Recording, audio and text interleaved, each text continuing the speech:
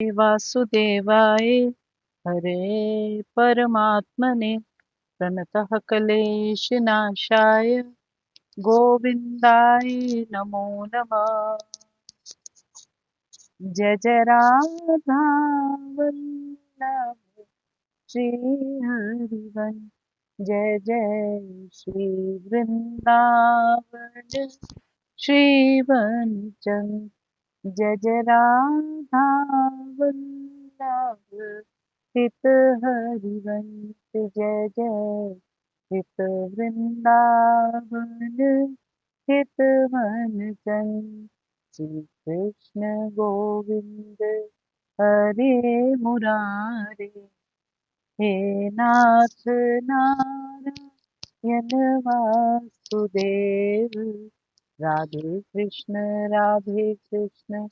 कृष्ण कृष्ण राधे राधे हरे राम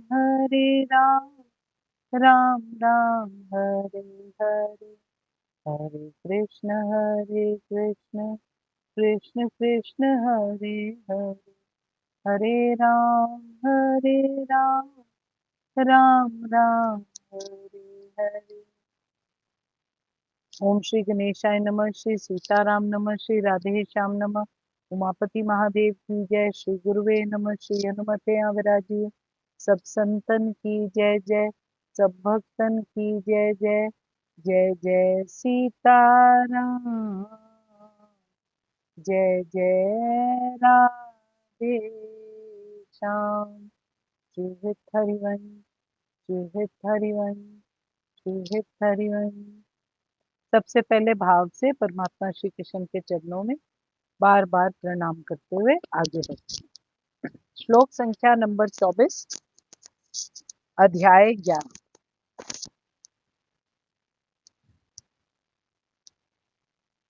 भगवान जी को यहाँ पर अर्जुन विष्णु नाम से संबोधित करता है और ये बोलते हैं कि आप साक्षात विष्णु पूरी पृथ्वी का भार उतारने के लिए ही श्री कृष्ण के रूप में प्रकट हुए, इसलिए आप मेरी व्याकुलता को दूर करने के लिए इस विश्व रूप का संवरण करके विष्णु रूप से प्रकट हो जाइए। हे सर्वव्यापी विष्णु, नाना ज्योतिर्मय रंगों से युक्त आपका आकाश का स्पर्श करते मुख फैलाए तथा बड़ी बड़ी चमकती आंखें निकाले देखकर भय से मेरा मन विचलित हो रहा है। मैं ना तो धैर्य धारण कर पा रहा हूँ, ना ही मानसिक संतुलन पा रहा हूँ, क्योंकि हे विष्णु, आकाश को स्पर्श करने वाले विदीप्यमान अनेक वर्णों से युक्त तथा फैलाए हुए मुख और प्रकाशमान विशाल नेत्रों से युक्त आपको देखकर भयभीत अंतःकरण वाला मैं धीरज और शांति नहीं पा रहा हूँ। वो बोल रहे हैं कि मुझे आपके रूप से बहुत भय लग रहा है और मैं अपनी स्थिति को प्रकट करने के लिए ये आपको कह रहा हूँ कि मैं व्याकुल ही नहीं हो रहा हूँ। आपके फैलाए हुए मुखों और प्रज्वलित नेत्रों से इस विकराल रूप को देखकर मेरी शांति और मेरी धीरता दोनों जा रही है। कृपया करके कुछ करिए। बेग कर रहे हैं भगवान जी को। श्लोक संख्या नंबर 25।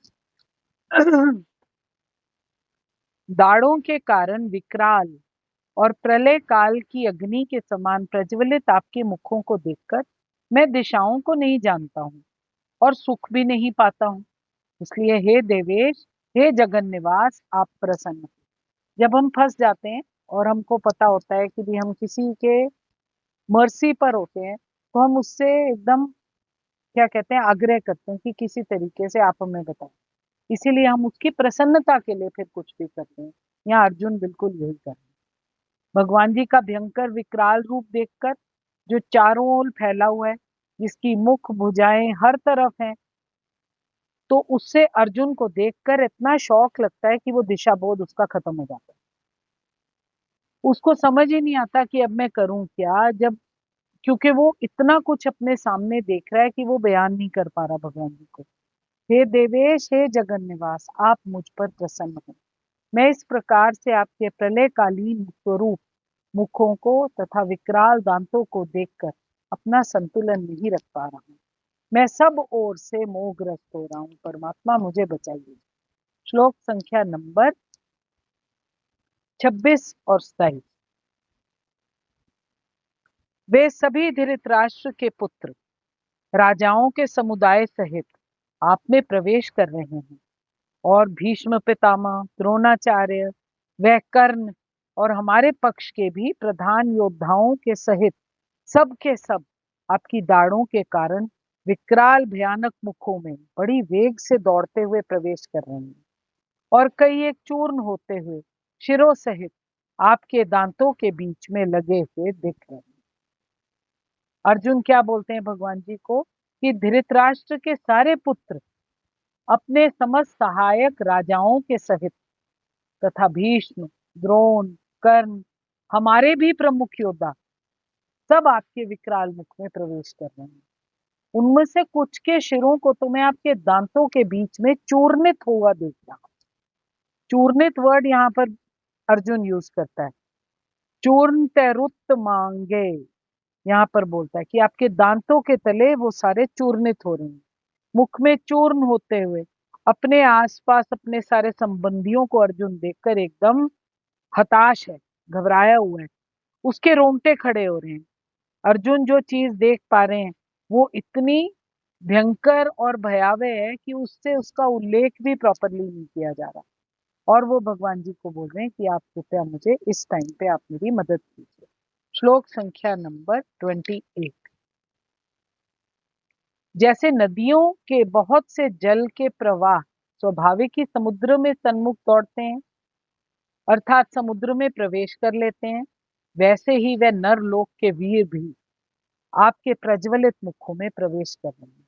अब यहाँ पर भगवान जी के मुख की उसने कंपैरिजन अर्जुन ने सागर के साथ करी है और वो बोल रहे हैं जैसे नदियां नेचुरली सागर की तरफ बहती हैं वैसे ये सारे भी आपके मुख में इतनी इजीली बहते जा रहे हैं कि मतलब वो हैरानगी से देख रहे हैं।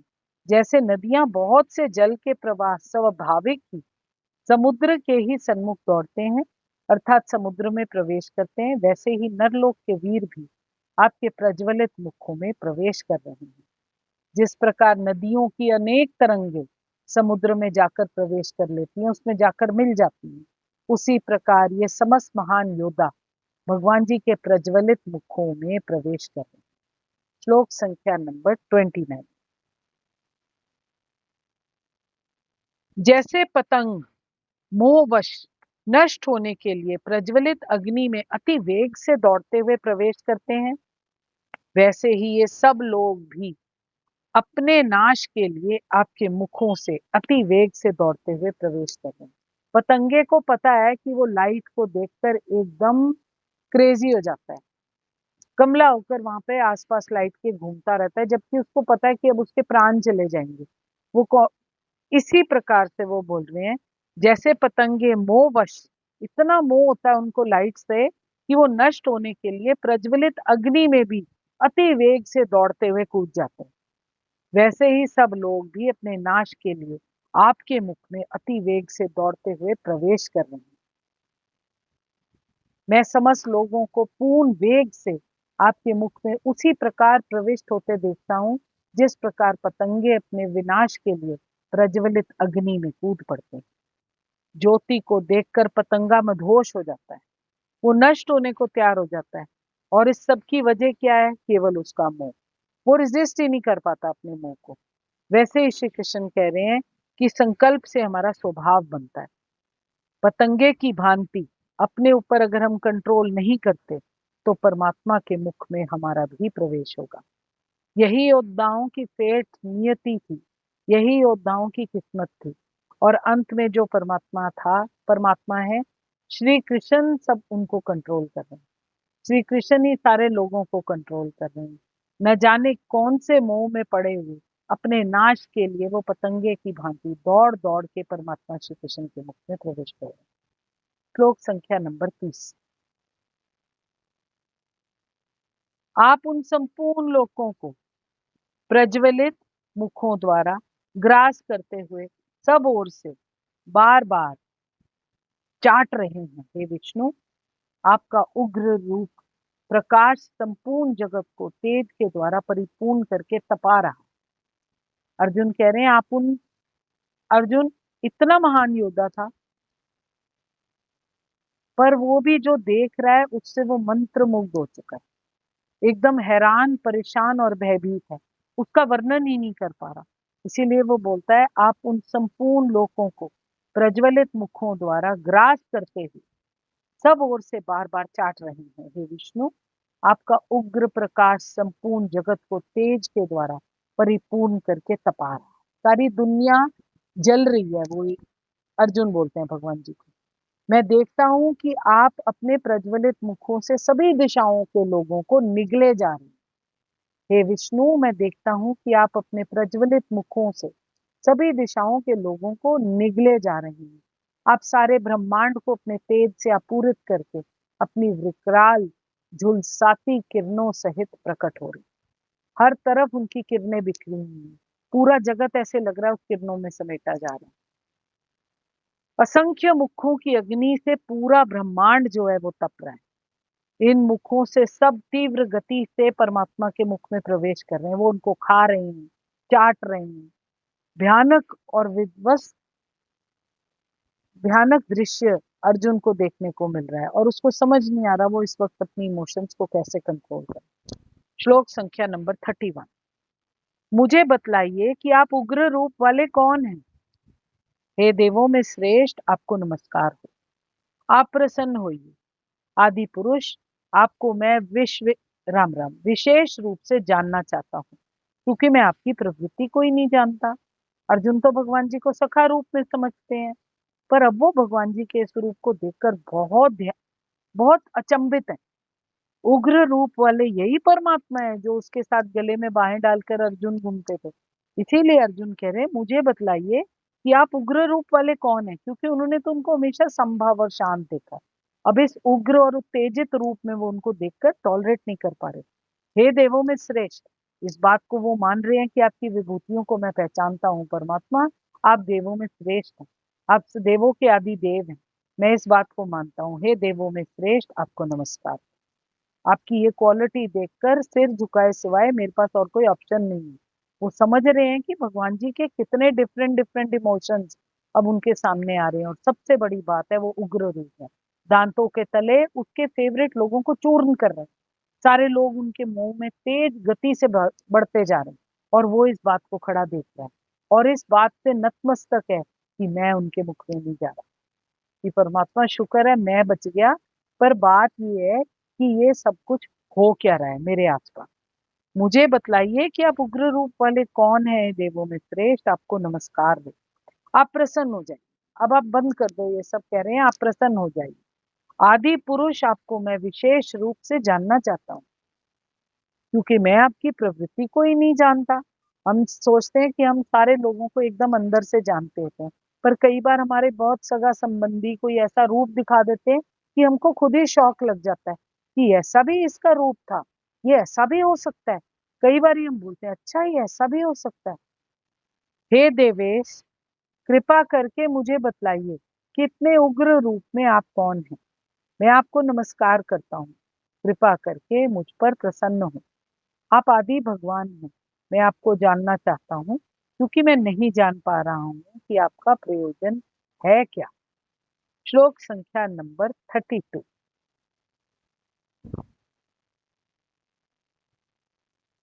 अर्जुन बहुत व्याकुल और परेशान है और भगवान जी से कहता है कि मैं भयभीत हूँ। अब आप बताइए मैं करूं क्या। उग्र रूप वाले आप कौन है। देवों में श्रेष्ठ परमात्मा आप हैं। मैं आपको नमस्कार करता हूँ। आप प्रसन्न रहिए। आप आदि पुरुष हैं। अर्जुन जिज्ञासा शांत करने के लिए भगवान जी का विराट रूप देखना चाहता था, पर अब ये विराट रूप उसको भारी पड़ गया। पर अब वो श्री कृष्ण की प्रकृति के बारे में भी जानना चाहता है, क्योंकि उसके बारे में वो अनभिज्ञ है। और वो क्या कह रहा है कि उसके जब वो भगवान जी से ये सब क्वेश्चन पूछता है तो भगवान जी का उवाच है, श्री भगवान उवाच कि हे अर्जुन, मैं लोकों का नाश करने वाला बड़ा हुआ महाकाल हूँ। इस समय इन लोकों को नष्ट करने के लिए मैं प्रवृत्त हुआ हूँ। श्री कृष्ण कहते हैं, जो प्रतिपक्षियों की सेना में स्थित योद्धा लोग हैं वे सब तेरे बिना भी नहीं रहेंगे, अर्थात तेरे युद्ध ना करने पर भी इन सब का नाश हो जाएगा। भगवान जी क्या बोल रहे हैं अब यहाँ? भगवान जी कह रहे हैं कि समस्त जगतों को विनिष्ट करने वाला काल तो मैं ही हूँ अर्जुन, मुझे पहचान। मैं यहाँ समस्त लोगों का नाश करने के लिए आया हूँ। तुम्हारे पांडवों के सिवाय दूसरे पक्षों के सारे योद्धा जो हैं वो मारे जाए। अर्जुन जानता था कि भगवान जी उसके मित्र हैं और भगवान जी भी हैं। वो जानता था क्योंकि उनकी विभूतियों के बारे में सुन चुका था। वो श्री कृष्ण के विविध रूपों को देखकर चकित होता जा रहा था। इसीलिए इस विनाशकारी शक्ति के उद्देश्य में उसने और पूछताछ की। परम सत्य हर वस्तु को, यहाँ तक कि ब्राह्मणों को भी नष्ट कर सकते हैं। इसीलिए वो जानता था कि भगवान जी कुछ भी कर सकते हैं। श्री कृष्ण अर्जुन जिनके शोक कर रहा था, ऐसा नहीं था कि वो भी बच जाएगा। युद्ध तो उसको करना ही पड़ेगा क्योंकि परमात्मा की वो आज्ञा है। अर्जुन उसको अपना फर्ज समझ के कर ले तो बेटर है। युद्ध की नियति तो उसकी लिखी जा चुकी है। इसी वजह से परमात्मा उसको कह रहे हैं कि ये सारे लोग तो मरे जा चुके हैं। तू करे या ना करे, लड़ाई तो तेरे को करनी ही पड़ेगी। शत्रु पक्ष के जितने भी योद्धा हैं वो एक तरह से मरे ही हैं। उन्हें मारने के लिए तुम्हें कोई परिश्रम नहीं करना पड़ेगा क्योंकि मैंने उनके लिए ये नीति डिस्टिंक्टली डिसाइड कर रखी। श्लोक संख्या नंबर 33। श्री कृष्ण अर्जुन को अब यहाँ पर उठने के लिए कहते हैं। बोलते हैं जागो, गेट अप, काम करो, अतः उठो, लड़ने के लिए तैयार हो जाओ और यश को अर्जित करो। अपने शत्रुओं को जीतकर संपन्न राज्य का भोग करो। ये सब मेरे द्वारा पहले ही मारे जा चुके हैं। और हे सभ्य सांची, तुम तो युद्ध में केवल निमित्त मात्र हो सकते हो। कि मैंने ये डेस्टिनी इनकी डिसाइड करी हुई, तुम केवल निमित्त मात्र हो।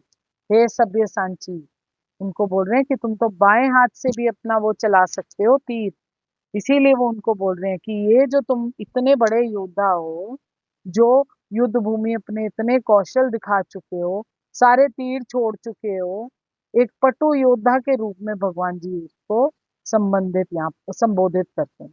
और उनको बोलते हैं कि तुम उठो, तुम योद्धा बनो, ताकि मैं, क्योंकि मैं तो इन सबको मार ही चुका हूं, अतएव तू उठ, यश प्राप्त कर, शत्रुओं को जीत कर धन धान्य से संपन्न राज्य को भोग। ये सब शूरवीर पहले से ही मेरे द्वारा मारे जा चुके हैं। ये सभ्य साथी, तू तो केवल निमित्त मात्र बन सकता है और कुछ नहीं। तेरा रोल केवल निमित्त मात्र बनना है। भगवान जी उसको कह रहे हैं कि उठ जा। बाएं हाथ से भी बाण का निशाना लगा लेते हो। उसको बोलते हैं कि ये निशाना साधने वाले तुम हो ना, तो तुम इस सिचुएशन में केवल निमित्त मात्र बनो। इन योद्धाओं को मैं पहले खत्म कर चुका हूँ। इसीलिए निमित्त मात्र बनकर अपना फर्ज, अपना कर्तव्य कर्म पूरा करो, अपना फर्ज निभाओ और यश को अर्जित करो। भगवान जी यहाँ पर अर्जुन को यश भी प्रॉमिस कर रहे हैं कि तेरे को यश मिलना भी निश्चित है। इसीलिए उठ और लड़। कृष्णाय वासुदेवाय हरे परमात्मने प्रणत क्लेश नाशाय गोविंदाय नमो नमः। आज हमने श्लोक संख्या नंबर 24 से लेकर 33 तक पढ़ा। बाकी के कल करेंगे। मैं आज की वार्ता श्री जी के चरणों में निवेदन करते हुए महाराज जी के श्री चरणों में प्रणाम। आपके हृदय हित प्रभु भाव प्रभु को मेरा नमन। मैं अनपढ़ अल्पज्ञ इस गहन विषय को छूने का साहस नहीं कर सकती थी, इतनी क्षमता नहीं है मेरी। इसमें जो त्रुटियां, कमियां और हल्कापन है वो मेरी अल्पज्ञता और अपात्रता के कारण। मुझे विज्ञ जन समझकर क्षमा, विज्ञ जन मुझे ना समझकर क्षमा कीजिएगा। जो कुछ भी इसमें अच्छा है वो मेरे सात चरण, मेरे सदगुरु महाराज का प्रसाद है, उसे स्वीकार कीजिए। यदि किसी को अच्छा लगे तो अपने ठाकुर जी से प्रार्थना करने की कृपा करें कि हम सबको रस रूपा भक्ति प्राप्त हो, हम सबको रस रूपा भक्ति प्राप्त हो, मानव जीवन का चरम फल हमको प्राप्त हो। ये विनती है। हम पर अपने चारों हाथों की छाया रखना मेरे प्रभु। जय जय श्री हित हरिवंश, श्री हित हरिवंश, श्री हित हरिवंश। सबसों हित निष्काम मती श्री वृंदावन विश्राम। श्री राधा वल्लभ लाल को हृदय ध्यान मुख नाम। तनि राखे सत्संग में मनी प्रेम रस है। सुख चाहत हरिवंशित कृष्ण कल सरु से। निकसे कुंठाड़े भय भुजा परस्परंग। श्री राधा वल्लभ मुख कमल निरखे नैन हरिवंश। रत्ना कटोजु अनरतो मूर्खे अनफुटो नयन चवन फुटोजु अनसुनो बिन राधा यशवन। ओम श्री राधा कृष्णा प्रीति अर्थ नमस्ते। ओम श्री राधा कृष्णा प्रीति अर्थ नमस्ते। ओम श्री राधा कृष्णा प्रीति अर्थ। मैं आपके हृदय प्रेम को नमस्कार। जय जय श्री हरि। श्री हरि राम। राम जी सबको। जय जय राम।